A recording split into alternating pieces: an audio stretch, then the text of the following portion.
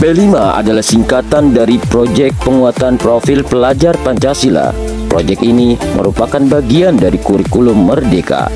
Adapun tahapan P5 diawali dengan memahami P5, kemudian menyiapkan ekosistem sekolah, mendesain proyek P5, mengelola P5, mendokumentasikan serta melaporkan hasil P5, dan yang terakhir adalah evaluasi dan tindak lanjut P5.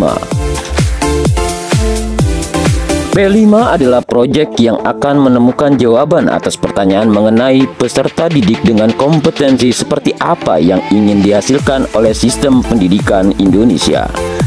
Proyek tersebut dilakukan dengan menanamkan karakter pada pribadi peserta didik berdasarkan nilai-nilai Pancasila.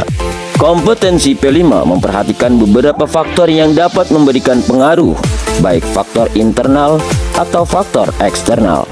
Adapun contoh faktor internal yang diperhatikan adalah ideologi, sementara contoh dari faktor eksternal adalah tantangan di era digital. P5 berupaya menjadikan peserta didik sebagai penerus bangsa yang unggul dan produktif, serta dapat turut berpartisipasi dalam pembangunan global yang berkesinambungan. Visi pendidikan Indonesia adalah mewujudkan Indonesia maju yang berdaulat, mandiri, dan berkepribadian melalui terciptanya pelajar Pancasila. Sementara profil pelajar Pancasila mendukung visi tersebut dengan menjadikan pelajar Indonesia sebagai pelajar sepanjang hayat yang kompeten, berkarakter, dan berperilaku sesuai nilai-nilai Pancasila.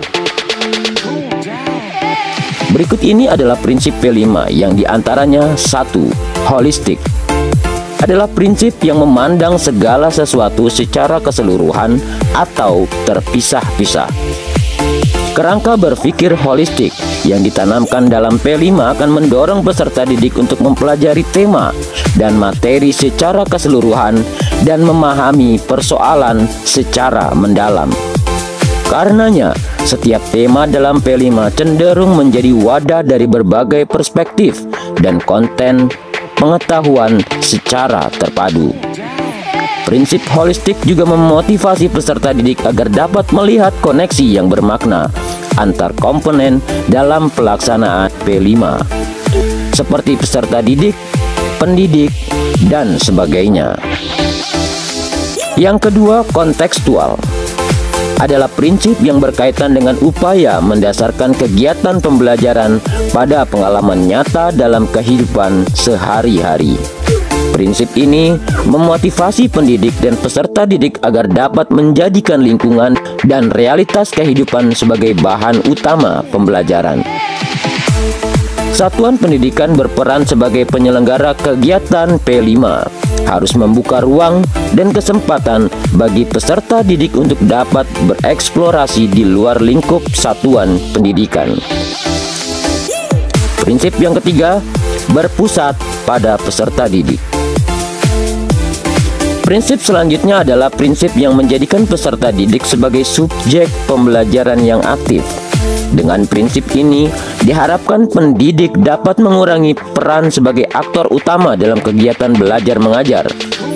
P5 menjadikan pendidik sebagai fasilitator pembelajaran yang memberikan banyak kesempatan bagi peserta didik untuk bereksplorasi dari dorongan diri sendiri sesuai kondisi dan kemampuannya. Prinsip yang keempat, eksploratif,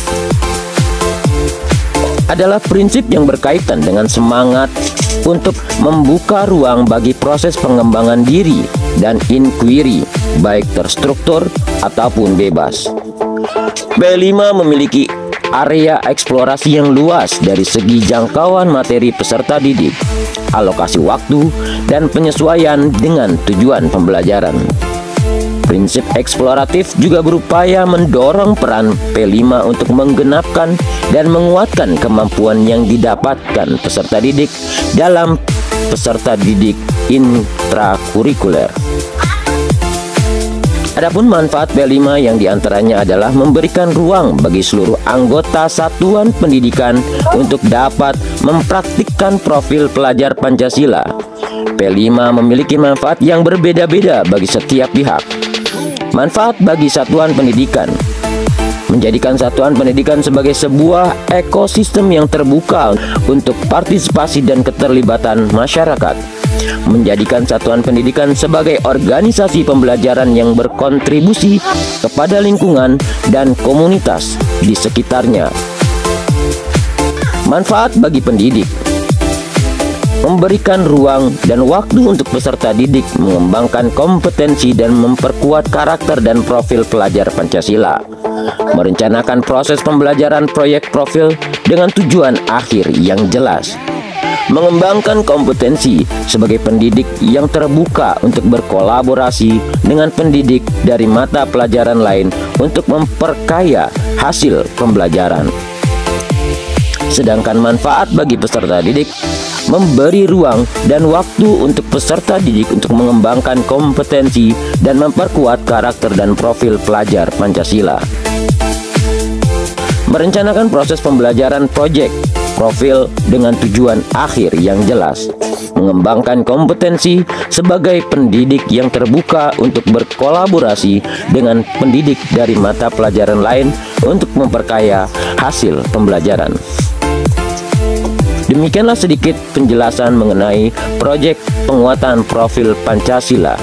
Semoga bisa memberikan informasi buat Anda semua. Cukup sekian. Assalamualaikum warahmatullahi wabarakatuh.